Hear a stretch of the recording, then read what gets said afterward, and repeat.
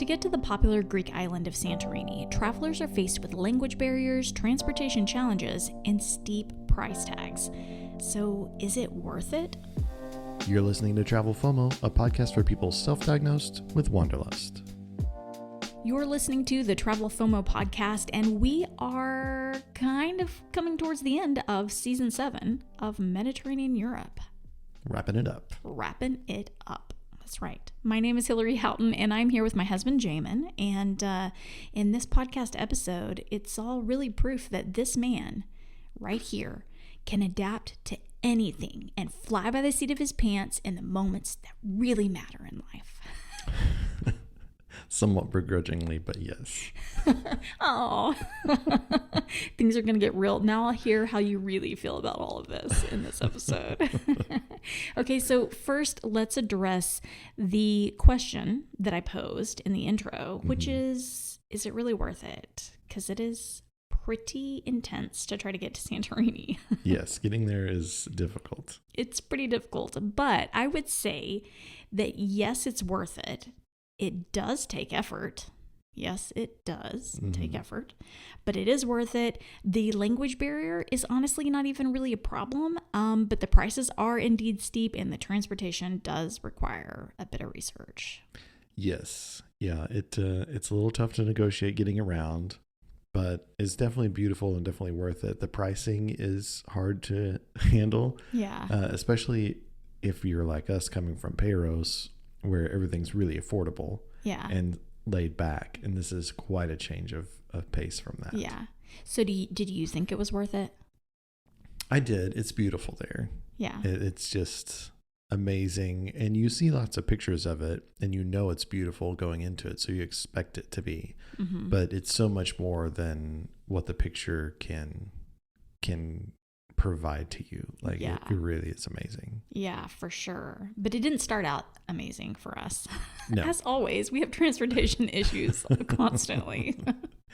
Well, it's the whole ferry system. So for us, we talked about this a little bit with Peiros, but we'll quickly recap for you what was going on. We were staying in Peiros and we had intended to come to Santorini as a day trip. Yeah. Because we had looked up ferry schedules and things like that, and we were like, oh, it's a 2-hour ferry ride. So we'll be able to go in the morning and come back in the evening, see Santorini, not have to pay to stay there. Yeah. Not have to relocate again and do all of that, but just a day trip, which we'd done a bunch of day trips by train all over Europe, and they made tons of sense and were way worth it. So we thought, well, this will kind of be the same. We can see the schedule. We know what to do. Yeah. Well, and a lot of people had said, and when we were looking into Santorini, a lot of people were like, you just need to come take your photos and you'll be good. Right. You'll check that box. Yeah. So, yeah. Because it really is just about seeing it, and it's not a huge place. Right. So it's pretty quick and easy to see. And the ferry system just doesn't play nice. So Jamin is not a fan. we booked a ferry that was going to leave at 10:15. Mm-hmm. So we're going to be able to kind of have our morning, get on the ferry. And I think that was the first ferry out too. Yeah, something like that. So we were like, okay, we'll take this 10:15 ferry. We booked a ferry to come back at 5:15. So it would leave Santorini at 5:15. We'd be back around 7-8 o'clock, have dinner, and everyone's happy. It was an amazing experience. But we book all those, and no sooner did we book them, like not much longer, and we got notified that our return trip had gotten moved up. Mm-hmm. Not only did it get moved up, it got moved up by 7 hours.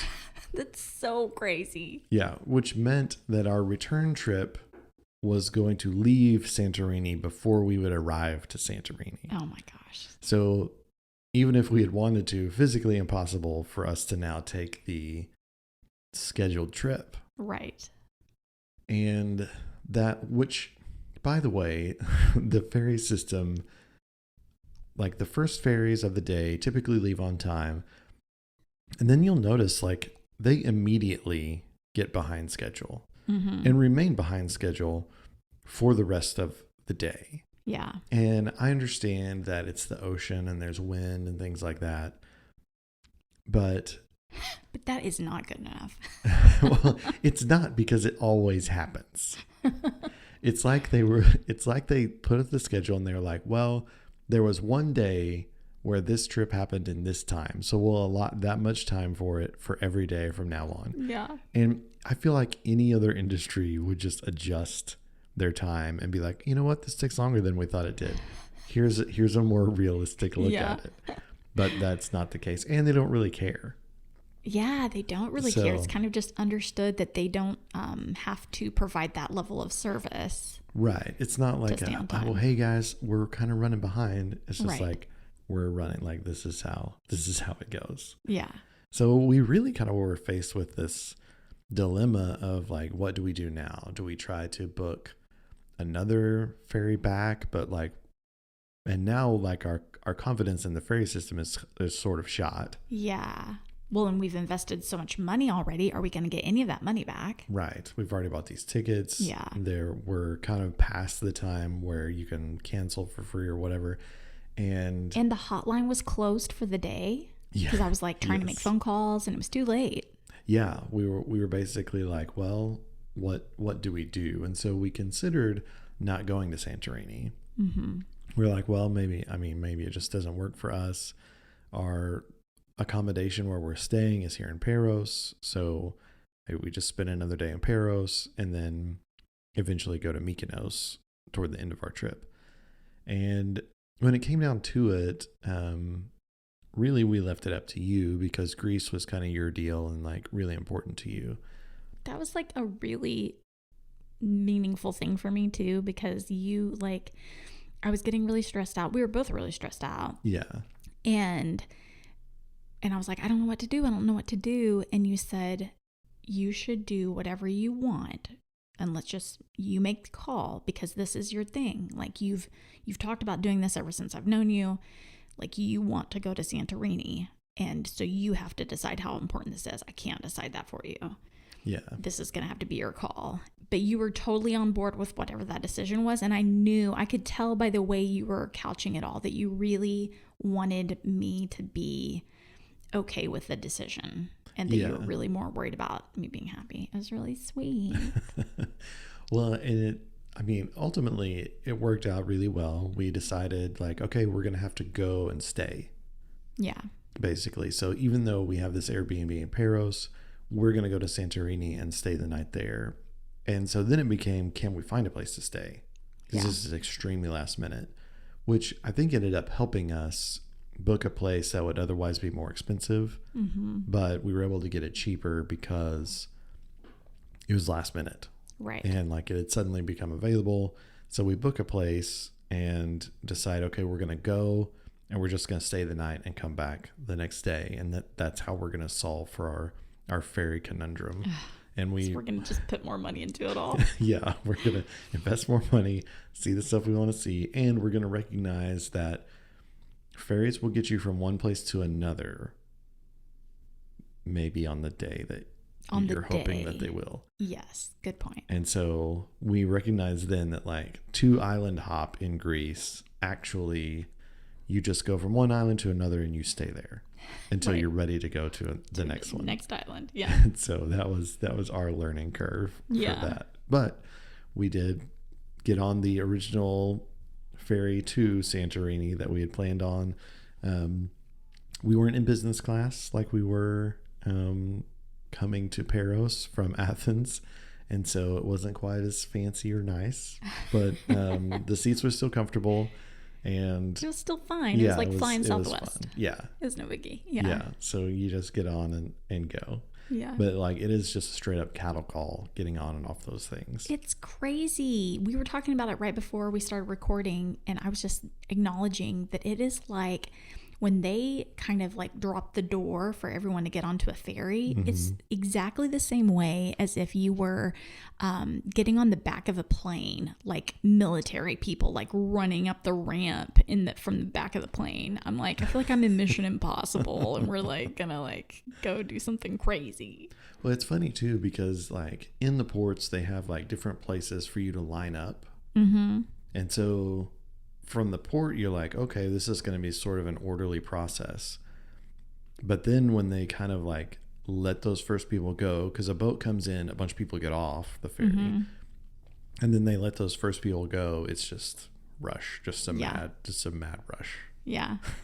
Well, something that's very helpful for people wanting to go to Santorini, but also like a lot of places, but he specializes in Santorini, is a guy named Santorini Dave. And he is a blogger who is incredibly detailed about traveling to Greece, and especially Santorini, obviously, by his name. And he has really good advice about getting around all the Greek islands and some other places. Very practical, very specific logistical advice. So whenever you're wanting to know what bus to catch or what plane, where the planes can go and where ferries are going, he can tell you all of that information. And so it was really helpful for us as we started ferrying around Greece and just to get around in Santorini specifically. So Santorini Dave, he has a website that's probably something like santorinidave.com. I should have looked that up for you guys. But he's really easy to find. If you start searching Santorini, you're going to start finding his stuff, and it's incredibly helpful. Yeah, very well written, very, very good source of information. Santorini Dave. Yeah. Well, and one other tip that I found to be really helpful is that, you think you can make all these phone calls and get problems solved, or you think you can book things online and get things solved. But in Greece, it was much more helpful to just go down to port and talk to somebody at a desk. Right. And there were people there, and honestly, pretty long hours. Like you would see them into the night sometimes. Mm-hmm. Like all of those stations would be open. They would answer any questions that you have. For us, that meant that like I could literally walk down to the port, which was in Paros. Super convenient. I know that's not convenient in Santorini and places, but in Paros, I just ran down to the port like 10 minutes away and talked to the people at the desk. They got it all scheduled for us really quick and easy. It cost like €3 per ticket for us to change our tickets. Right. So we saved the $100 that we'd already paid into it all. Didn't lose a lot of money. And then that kind of made sure that our ferry was really set the way we needed it to be. Right. But none of that could take place by email, phone, or online. Right. It had to happen in person. So having access to the ferry offices, I guess you could say, is really, really helpful. And we also noticed that in Athens. Yeah. The best thing to do is like get there in person and ask somebody to help you work it out, and then like they generally do pretty quickly and can sort of guide you through that. But so all of our solution happened like that morning. Yes. And then we like when I ran back, we packed our bags, and it was about time for us to come back and to the port and load up. So right. Were you secretly like a little bit pleased or a little bit excited that we had to end up staying? Oh, for sure. Absolutely thrilled. Were you not? It was incredible. Yeah, it was an amazing place. Oh my gosh, this place we stayed was incredible. Your question is like funny because people have not yet gone online probably to see the video to know how sarcastic you were being, because it is so cool. This place, we had a private plunge pool, all that kind of stuff. Well, so were you glad or annoyed? This is a question I had already typed up to ask you. Were you happy we were going to Santorini, or were you annoyed by that? Because it did mean like another really 2 days full of hassle that otherwise would have just been spent lounging around Paros. I was really glad to get to see Santorini, and everything about Santorini was great. So I was definitely glad that we went. I think any sort of like last minute change of plans is a little bit annoying, and just the fact that like the ferry system couldn't do what they said it would do was a little annoying. Yeah. Like I'm looking at your schedule, and all I'm asking you to do is keep your schedule. Right. And so that's a little annoying, but like overall, like I think it ended up being really great because we got to stay into the night, which nighttime in Greece is really cool and fun. Yeah. So we wouldn't have gotten to see Santorini at night. Yeah. Which I'm really glad we did. The place we stayed was amazing, and so I was glad that it turned out the way that it did. Yes. Yeah. And I'm like you, I don't mind it Well, I'm a little different than you in that I don't mind changing my plans. Like, I'm so cool with that. Like, last minute change of plans doesn't bother me. But I'm exactly like you when it comes to I want to be the one to change my plans. I don't want somebody else to. Yeah. So Yeah. that's like the difference. Yeah. Well, and when we got to Santorini, just to kind of be clear, all these little islands, you know, there's the name of the island, but then the island has different cities and villages on it. Yes. And so we, I say that because they're so tiny and people only ever, I feel like, refer to them by the name of the island, and you don't really hear the name of the cities as much. I agree 100%. So I had to do a bunch of research to kind of figure out like, oh, the place I actually want to go to is the city of Ia on the island of Santorini in the country of Greece. You know, like you kind of have to like follow this path. But I say that just because that's not common knowledge to Americans, exactly which cities you would want to see. And I would say in Santorini, you want to go to Ia. Yes. And it's spelled O-I-A. Saying that because I probably in the video, if I say it at all in the video, I'm pretty sure I say Oya or something crazy. Yeah, I think by that point, after all of like the French and Italian and all of that stuff, I think at that point we're just going with sounds when it comes to pronunciation. Or we just stuff. altogether quit saying the names of things. Yeah, it's just like this one. Yeah, exactly. And something that's good to know is that there are two different ports on the Santorini island. So there's one for cruise ships, one huge port for cruise ships, and then there's one for ferries that's a lot smaller. Yes. And it's really critical to know in a bunch of different ways, but from a transportation perspective, especially like if you're driving a vehicle, if you're going to rent a car or something like that, like you're not going to want to do it from the ferry port. No. And you're also not going to walk to the ferry port. You will not want to walk that. It is a very steep road with switchbacks and buses that look like they're just about to fling themselves off of the cliff. Right. It is wild, and you wouldn't even want to drive, honestly, is the stuff I read. Like, I agree. Yeah. It's just not recommended unless you know those roads and you live there or something. But let the experts navigate those cliffside roads. Leave it to the experts. But it's really so small and simple. I was really surprised. You kind of arrive to this little port and it's like no big deal. Like, yeah, no big deal. There's a little convenience store and there might be a little place to get lunch and have a drink, but there's not much down there. And there is a bus, and we had some pretty great bus adventures while we were there. Yes, like so you'd done research to find that like it would be pretty easy and cheap to take the bus. Yeah. And the bus gets around really quickly. Mm-hmm. So, and everybody kind of does it. So I know like some places you may not want to be on a bus, but in Santorini, doing the bus was no big deal at all. Like it was quick and easy. And we get on the bus, you pay as you get on. Mm-hmm. And so you need cash. Yeah. So you need to have cash on you, which messes a lot of people up. And they're very much like getting you through the line. So if you don't have your cash out and you're like, oh, I got to get it, you start digging in your bag, the people behind you in line are getting your seat on the bus. Yeah. Yeah. So just know that, have your cash in hand and ready. There's typically signage up letting you know how much the bus is going to be. Mm-hmm. Takes you to sort of a central station where you then like get on the bus to go to the more specific place that you want to go. Well, and all the buses, good point. All of those buses, I remember reading that all of them go to Fira, F-I-R-A. So if you are staying in Fira, that's really convenient because you just hop on the bus and it doesn't matter which bus you get on, you're gonna end up in your city because that's kind of that main point for all the buses. They all get to this crazy parking lot in Fira. Yes. Like this packed like sardines, all of these huge coach buses, and they are in this tiny little parking lot, and you're just thinking, there's no way, they're all going to hit each other, and somehow they get around. Yeah.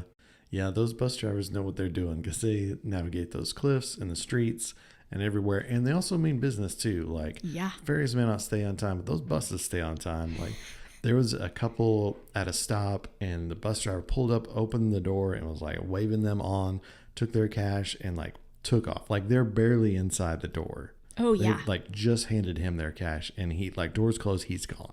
Well, actually, I remember that story really specifically. He picks them up on the side of a country road, and they're standing there, and he starts driving, and they're just standing there holding on to seats and hoping that they're not going to fall all over other people. And they start handing him cash, and he is literally driving these narrow roads with cars passing, and he's accepting their cash, and he is driving and giving them cash back and all this stuff. And everyone's kind of looking at each other like, I can't believe like he's doing that. And I don't even know if they had a place to sit. I think they just ended up standing. I think they just stood in the aisle, until we got where we were going. It was haphazard. Yeah, it's one of those things where you're like, just kind of zone out until until you get to your stop, and then get off and just be glad you made it. Yeah. They do mean business though, that's for sure. Like it's they move fast, and if you don't act quickly, you miss your opportunities to get on the bus. Yeah. So know the places that you want to go. Look for the signs. Have your cash going. Yeah. Do you remember showing up to our hotel? I sure do, because I was like, well, at first we couldn't find it. Right. Like that's the thing. Like we get to the place and we're looking on Google Maps and on Apple Maps. And we end up in somebody's yard with their chickens. Yeah. We're like, it's right here. It says it's right here. Right. And we walk down this alleyway, and you finally get until, we're in a yard with chickens and there's nothing else. We're like, well, it's not here. Walk back up to the main road, walk down another alleyway. It's like, I don't think this is it either. And then we finally walk down another path by these basketball courts, and I'm like, oh, I see a wall over there that looks like there's a path that leads down to something that looks like where we need to go. Yeah.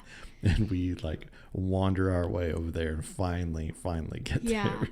It was really off the beaten path. It was really close to town, so you could walk to everything, no big deal. Yeah. But it was on the side of the mountain where things got a little bit more open and spacious, and there were it wasn't as steep, so you just had kind of like some rolling hills that kind of went into the ocean, and it felt like we were out in the country for sure. Like there was nobody around. Yeah. It was crazy.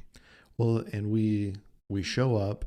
And we tell them who we are and that we like had booked the one night. We're just staying for one night. And they kept asking us about our bags. Where's your luggage? Which we had left our real bags back in Peros because we were only staying for a night. Yeah. So I just had like a laptop bag with me that had like our camera and like my stuff in it. You just had basically like your purse bag that you carried around with your stuff in it, and we're like, oh, just this. And they could tell that we're from America, and you could just see that they're just not processing like where are your bags, right? Like how are you here with nothing? And especially after having seen so many American tourists throughout all of Europe and recognizing like the massive roller bags that everybody seems to want to carry around, I definitely see their confusion. Though we had to explain to like the people that greeted us when we walked in, and then the person that checked us in, and then the person that showed us to our suite. Like we had to walk each of them through the process of like, no, this is it. Like we're right here. We're minimal. Yeah. Oh, it was funny. And the whole time I kept thinking, we've got a whole nother place that we're paying for on another island. It was really like annoying to think like, man. Well, it was bugging me too because we had bought a bunch of groceries. Yeah. And like, we weren't even gonna I eat. was just like, oh, all those groceries are sitting in that fridge over there. Money meant something to us for sure on this trip.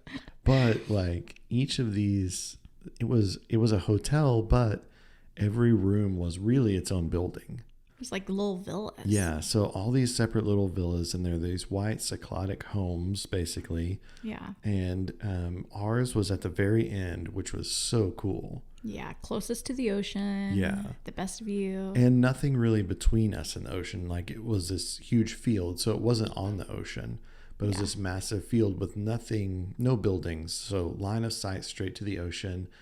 And this 2-story home where there's a loft for the bed upstairs, a nice bathroom, kitchen, a nice living room, and then off the back of it, this patio with a plunge pool It was that just incredible. looked out over the ocean. Yeah. And we got in there, and I think we had an honest conversation about like, do we just spend all of our time like Are we right even here? going to go see Yeah. the rest of Santorini? Like, are we gonna walk? Because- Are we gonna walk the 5 minutes to actually see Santorini, or are we just gonna stay right here? Yeah, I mean, that was pretty hard. I was like, this is so great, especially because we haven't had any places that we stayed that were incredible. There were some Right. really great ones, but nothing like this. This was And- just over the top. And no like luxury. Yes. Like the places that we stayed were very functional, Yes. but this was like luxurious, and Yeah. it was really nice. It was awesome. So we did actually stick around for a while there, like hanging out by the Yeah, pool we hung in and the pool. Yeah. letting ourselves relax. And it was a great place too if you wanted to watch the sunrise or the sunset. Like, I think the sunrise it came up on our right, and then the sun was setting on our left, and it was just like you had this great view no matter what.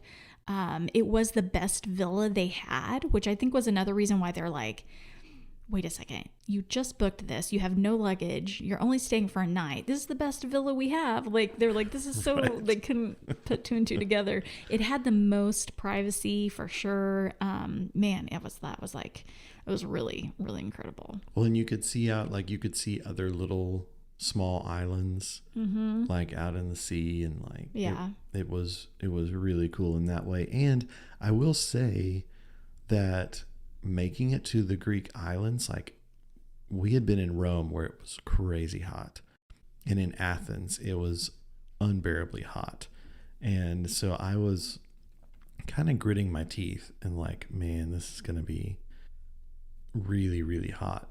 But those Greek islands, because they're so small and surrounded by water and there's a constant breeze, the temperature was really comfortable. Yeah, it really was. We were there at the end of June, and I was like, man, it's going to be so hot, like middle of summer. But it was in the like high 70s during the day. The sun was bright, so you would want to be by the pool or something, like you Yeah. could enjoy it. But the temperature was really nice. And especially as the sun would begin to set, like the cool breeze would be super comfortable for hanging out, walking around, doing all the stuff outside. You definitely understand why people flock to the Greek islands. Yeah, for sure. Does the idea of traveling sound overwhelming to you? Perhaps you want to see the world, but you just don't know where to start. Let Hallie help. Working through Travelmation, Hallie is a travel consultant who can take you wherever you want to go, within the U.S. or abroad. As an authorized Disney vacation planner, she can find a family-friendly vacay that won't break the bank. Looking for something more luxurious? She's your girl. Or perhaps you need a walk on the wild side. Hallie books adventures too. Just reach out to Hallie by phone at 972-822-6315 or email her at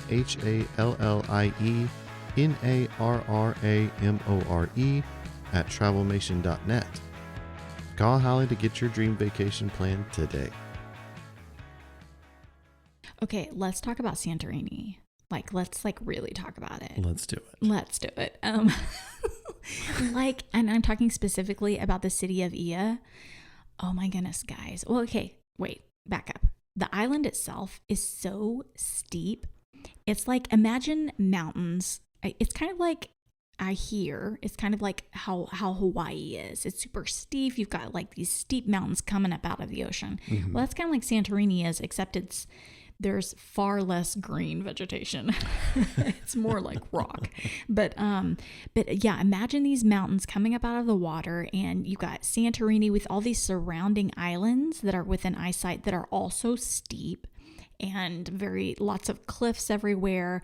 The thing that, you had mentioned earlier is that pictures really don't show the depth of the natural beauty that it has. It is so striking. It's crazy. Well, and there's all these, especially in Ia, the city where we were, which is the one of all like the pictures and all that kind of stuff. Like these white cyclotic homes, this pure white everywhere, with these blue domes kind of all over the place, contrasted with like the the dark rock, and then the blue ocean. Yeah. It is just everywhere you look. Yeah. You're like, that's amazing. Like I can't stop just like gawking and looking around. Yeah. Well, and what little vegetation there is beautiful. So they've got like green cactus and stuff like that, and vines, and a lot of trees with flowers that give you like pops of color everywhere. Oh, it's so beautiful. And I was thinking about it, and the Cycladic homes in Greece, in the islands, they really remind me a lot of the kind of like Pueblo homes that you would see in like New Mexico, except they're pure white. Right. But very similar in that it's like kind of a stucco kind of vibe. Yes. Yeah. Which I really like it. It doesn't sound very beautiful, but when you see it all, just like in Santa Fe, you see it all together and you're like, wow, that looks really cool. And I do love just a pure whiteness, like, oh my gosh, especially in a home. It's so beautiful. And it's crazy how the streets, there are few streets. I feel like there's like one main street that goes across the top of the mountain and kind of through the central part of the city, and then everything else is just basically a walking path. So you're just kind of winding down both sides of that street and you'd be, imagine if you're on the peak of a mountain on this street, and then everything to the left and the right is just going down from there. Yeah. So you've got all these walking paths that are winding down through all these little doors, and all these little doors could be anything. There might be a restaurant behind there, a shop or a home or a hotel or an Airbnb, or you just never know what's around the next door, which I think is really neat. Yeah, it is really cool, and cool how it just follows sort of the mountain. So it's not this like straight street. Yeah. Where you could just look down and see forever. It's winding and up and down and throughout, and you just kind of adventure your way along. It's so cool. There are a ton of people there. So many people. Oh my gosh. And you will see if you're going on a trip to Greece, you probably have looked up the pictures. You're following people on Instagram and stuff, and you see these spots where people take those pictures, and there's just lines of people waiting to take that picture. Yeah. And that picture just gets taken over and over and over again all day long. And you're really lucky if you can take that photo without someone else being in your photo. Yes. It's really hard to do. Yeah. You have to work really hard to not have a bunch of other people. Which is misleading, you know. You see all these photos out in the world that you're like, oh, okay, like that's beautiful. It looks so peaceful. And you're like, no, it's complete chaos. Yeah. It is complete chaos. A madhouse. From the sun up to sundown. And that's the other interesting thing, is that it's a very different feel. The sunset and the morning is a very different feel than midday. Yes. Because the sun beats down and everything is bright white, and the shadows are harsh, and the light is really harsh, and it's hot, and there's all of that happens during the day. And that's when you go back to your hotel and you get in your plunge pool. Right. Yeah. Because that's why they have them. And that's also why I think in Greece, people spend so much of their time, they have really late evenings, it's because they can, because that's the best time for them to enjoy the outdoors is late at night, because it's relaxing and not as hot. Yeah, I do think that's a really good point too, of like where you stay in Greece, you will want to have an enjoyable place for the afternoons. And so plunge pool drives price up, but it's definitely worth it. Yeah. Because you're like, that's the experience that you're going to want. And every afternoon, you're not going to want to be out walking around. You're going to want to be either in the ocean, which there is really, really hard to access because you're up on cliffs. And so you're going to want that plunge pool.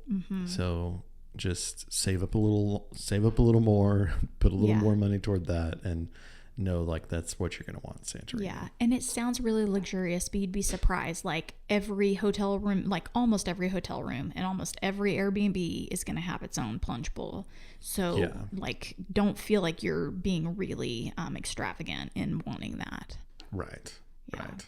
Okay. So one thing we did not do, and I would absolutely reserve some money to do this next time, because there will be a next time, is to rent a catamaran Yeah. and take it out on the water. And I wouldn't even say rent it. I would say do a catamaran cruise Right. with a group of, 6 people or whatever. And you can do that through like TripAdvisor. And in fact, I looked this morning and it was $120 a person for like a half-day time on a half-day trip on a catamaran. I mean, that's like totally worth it. Yeah, that would be really cool. Totally worth it. Oh my goodness. So look forward to that, honey. Next time. It's going to be great. But one of the big things is sunset. Yeah. Yeah, there's several places that you can go for sunset. There's a castle, St. Nicholas, I believe. Yeah. In Ia that a lot of people go to. It's sort of right on the, I guess that would be like the western edge of things. So the sunset's beautiful. And the sunset is over the ocean, but it's also, there's all these other little islands. You see sailboats and cruise ships and everything like that down on the water as well. So it really makes this picturesque thing. And it's really popular, really busy. So again, there'll be a lot of people doing it. We didn't go down to do that. We actually stopped at a place to have some cocktails. Yeah. And they set us out on their porch and we got to watch the sunset from there. It was kind of funny because like the sun setting and you're kind of thinking like, oh, I'll have this peaceful experience. And that place, they were bumping the music. That's funny. Yeah, they were. I didn't even remember that. And everyone's just sitting around having cocktails. There's not a dance floor, at least at that point in the day there wasn't. Like maybe that happened there later. But I remember thinking like, we could turn the music down just a little bit. Like we're getting old, aren't we? We don't need like, we can turn the music down. We don't need like the club level like bumping out here while we're sitting having a cocktail. Yeah. But we got to watch the sunset. And I remember we're sitting there as the sun is setting. And evidently there's some kind of tour that you can do where you ride horses. Because the Wranglers came riding down this street right by the tables where we were. And they were leading the pack of all the horses. And so it's just this long line of like horses and mules like coming down this street. And I just remember thinking like, I did not expect to like see that as I sat here and drank my expensive cocktail. Yeah, it was like mules or something. I was like, this isn't Mexico. I'm really surprised to see this. Yeah. If we had had one more night, I definitely would have gone down to the view from, I don't know if it's from the castle or of the castle at sunset, just because that is so popular. But man, you didn't mention this, but we actually did go down there. We started the process of going down there, and it was so packed with so many people bumping into each other, and we would have had to push through a crowd kind of like at a concert, and for us it just wasn't worth that. Right. So we kind of like got there, and before we kind of really go any further, it was kind of like, let's not do this. This is not something I'm is gonna feel like is gonna pay off. Yeah, I think that's definitely like go a little early and find your spot and hang out and wait for sunset kind of thing. Like we did not time that well to do that. Yeah, exactly. And then we ended up going to dinner that night, and it was excellent. Yeah. Loved it. Had a hard time finding a place because we'd done all of this pretty last minute, right? Like we didn't even plan on going to dinner there originally. Yeah. So we ended up going to a place called Karma, and it was really hidden away. It was like all tucked away. It didn't have views necessarily. It had really high walls all around it, so it felt very exclusive, and super vibey. I loved it. And we had dinner at 10, which was we felt like we were really trying to like dig into the culture and really be a part of really embracing the culture. Life. Exactly. And it was like most of the seating, and I feel like this is the case in a lot of places in the Greek islands, everything is outdoors. So you're like walking up to a place and you're kind of just walking into a courtyard, and you're in the restaurant. Yeah. You're probably not going to go sit inside. And that was the case with this place. It was very lounge-esque with sofas and pillows at each table and a ton of flowers and vegetation and trees all inside this courtyard.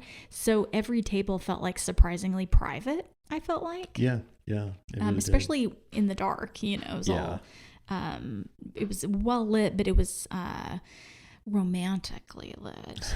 And the food was delicious. Yeah, food was really good. It was, and if I went back and looked at some of the stuff on Google, and I was like, oh my goodness, wow, I don't even know how we picked what we were going to eat because it looks so good. It had some local wine, which again, Greek wine they don't export it very much because of the cost of exporting it. So Greek wine is hard to get unless you're in Greece. Yeah, so. And it's really good. It is really good. Really good. Yeah, and they were the first to make wine, supposedly. So they like to say that. They do like to claim that. I don't know how Italy feels about that. But yeah, we had like some of the regular stuff you would expect, like pita bread and dip. And I actually ended up having some pasta. It wasn't super traditional. You had like meat and potatoes. You're definitely a meat and potatoes guy. Yes. Yeah, I always gravitate toward that, and this place did not disappoint. It was really good. And it was pretty late by the time that we ate and everything. It was like 11:30 at night. And so I thought as we were leaving, like, oh, everything will kind of be shut down. We'll just walk back to our Airbnb and like that'll kind of be that. And really, like, the city was still awake and happening. Very awake. So many stores were open. In fact, I remember looking to see if any stores were closed, and I remember thinking that every place was still open at 11:30 at night. Which is crazy too, that like actual stores. Yeah. So I feel like there are places that you go that like bars and clubs will still be open late, but everything else is shut down. And this, like, everything's up and running. Yeah. No, like, and to be clear, we're talking like jewelry stores, clothing stores, markets, art galleries, you name it. Those were actual things that I made note of in the moment that these things are all open right now. I can't believe it. It's so funny. I wish I would have brought more money, if I'm going to be totally honest. We're going to do a recap of Gap Year, guys, and our time in Europe. And we've been talking about, like, man, what are the things we wish we would have brought? And money. Money is one of them. More money. Because there were so many clothing stores, and all of the clothes were just so colorful. And I am so colorful. I just wanted it all. You did want a little bit of everything from there. But we did eventually make it back to our hotel. We took another dip in the plunge pool. Night dip. Yeah, just to enjoy it one last time. Then woke up to see the sunrise. Oh my goodness. That is a moment I won't forget. I say moment. That is a time I won't forget because we really enjoyed it all morning. Yeah. It was so nice because you've got like the sun is hitting like the prairie grass that's out there on this huge open field, and the prairie grass is like blowing in the wind, so it looks like its own little ocean out there, and then you've got the real ocean beyond it, and everything was just glowing, and all those white houses, like it's just like a popping in the sunlight, and we filmed the sunrise actually. Yeah. So, yeah, if you guys go out to the YouTube video, you'll see like our view in the Airbnb itself. I mean, honestly, the Airbnb tour is like pretty fun. Yeah, it's a good one. It's neat to know like what is possible, and you can see what you can get for $200. And actually, I think I looked up that place, and I want to say I looked it up last night, and it was like $108 a night. Or something really surprising. Yeah. We were shocked. A lot of the Greek island stuff fluctuates massively during time of year. So if you are flexible with your dates, you can really look and get good deals on stuff. If there's not a time of year that you absolutely have to go, you can find some good deals out there. Yeah. Which now is the time, just to be clear. Like, you do not want to go during the winter. No. In fact, the places you probably wouldn't even be able to get a room because they would be shut down.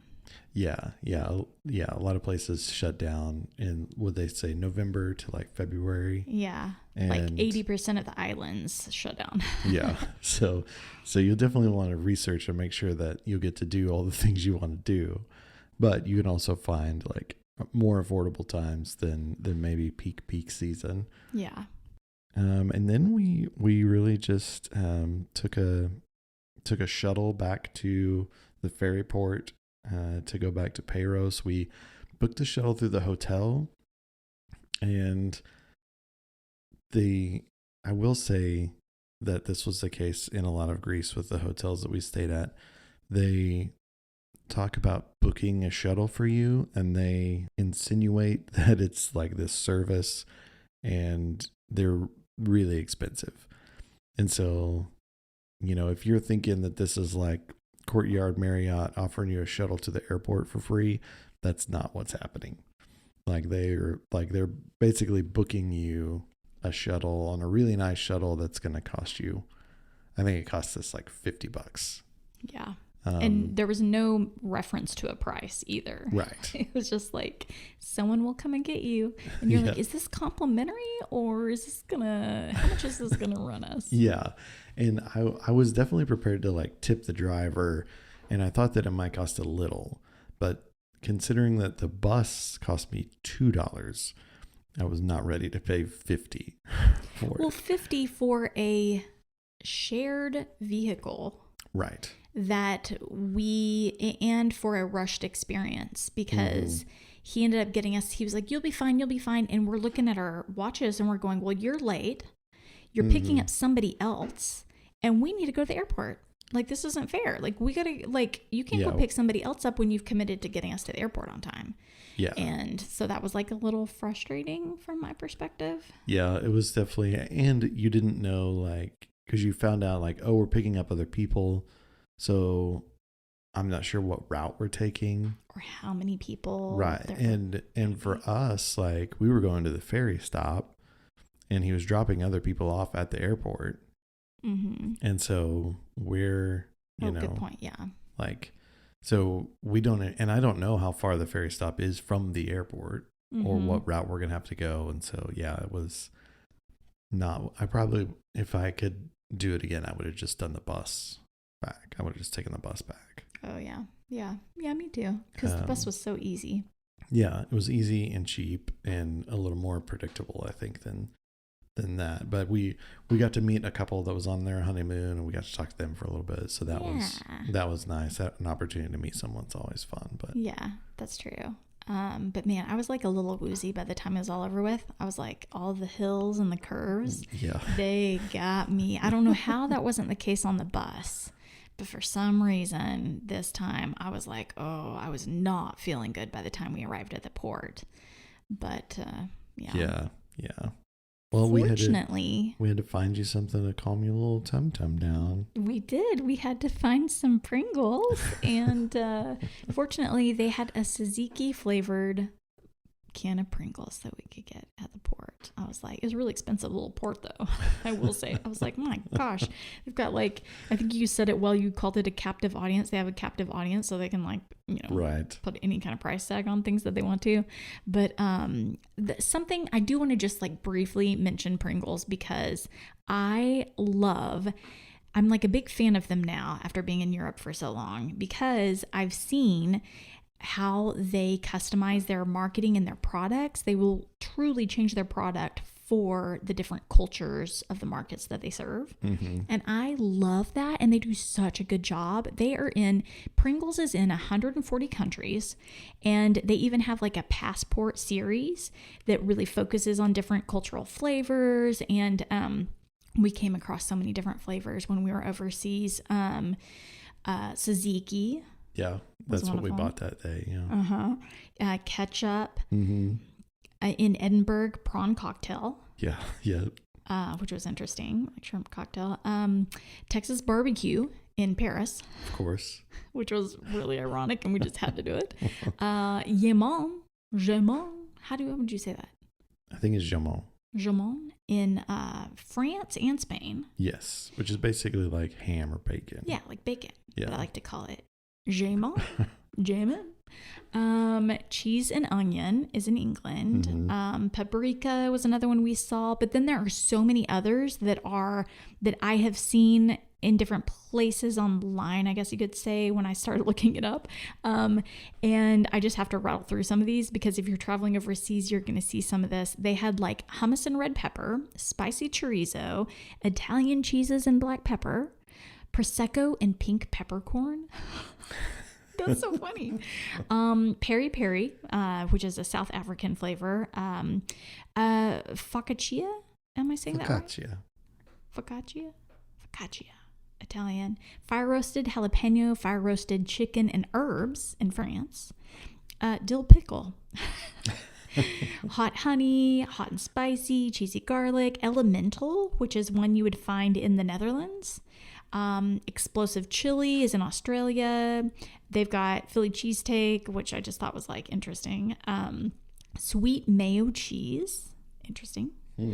Adobaba, I don't know if I'm saying that right. Black truffle and black pepper, flame grilled steak in the UK. Do you remember seeing that? I do, yeah. You do? Mm-hmm. Oh, okay. I don't remember seeing that. Crab in Russia, one called Hot Diggity Dog, which is like hot dog flavored. In Japan, they have Eggs Benedict, seaweed in Thailand, and mushroom soup also in Japan. Japan has the most unique flavors from what I could tell. What do you think elemental tastes like? I don't know. When I looked at it, I was like, I think it might be basic. Just like, this is a basic chip. Gotcha. There's I have to say, explosive chili has like bad connotations to me. It really does. I'm not sure that I would ingest anything that has the word explosive attached to it. Oh man, that's a good one though, right? Like I'm like, that's real. I see it right here. That's real. That's funny.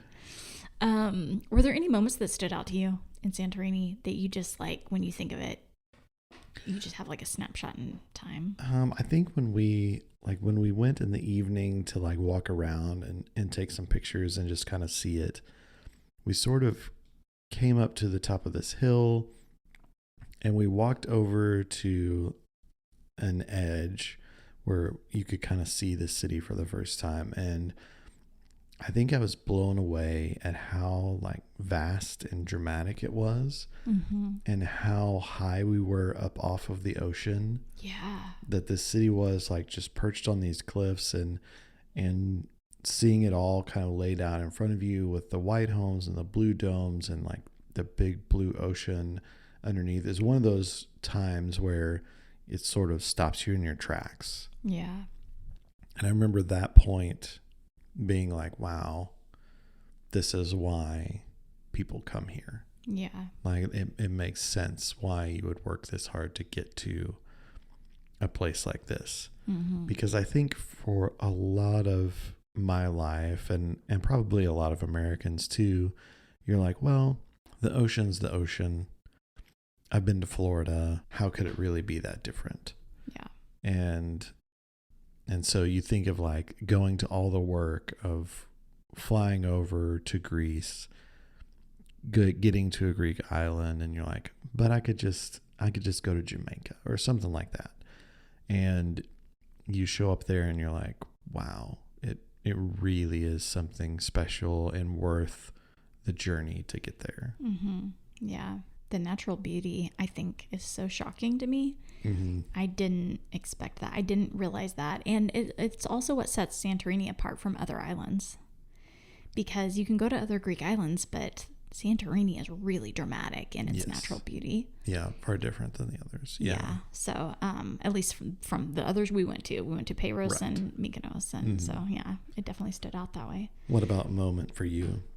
I would say definitely that sunrise in the morning from the Airbnb, and like the complete privacy and then just sitting I mean, honestly, waking up that morning and you can hear the wind blowing through the whole villa because there was no air conditioner. You just kind of open up the windows.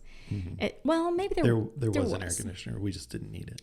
We didn't need it because we opened up all the windows, and so the wind is like coming through, and then you can hear the sound of the pool just kind of like trickling water, and that for me was like, that was great. It would have been, the only thing that would have made it better is if I had coffee, and I didn't have any coffee that morning because you did in Paros.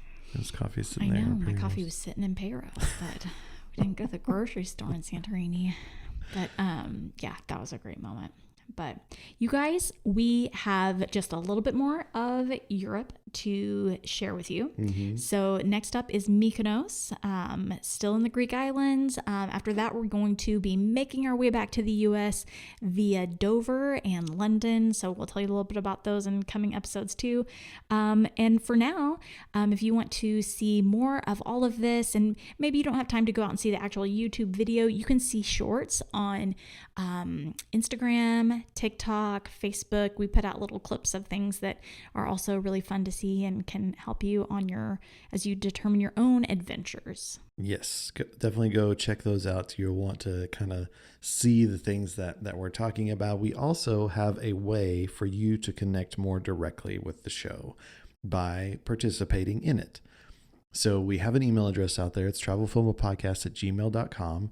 And what we would like for you to do is share your travel stories. Maybe you've been to the Greek islands, or maybe you've been to other places that just blew you away because they were so dramatic.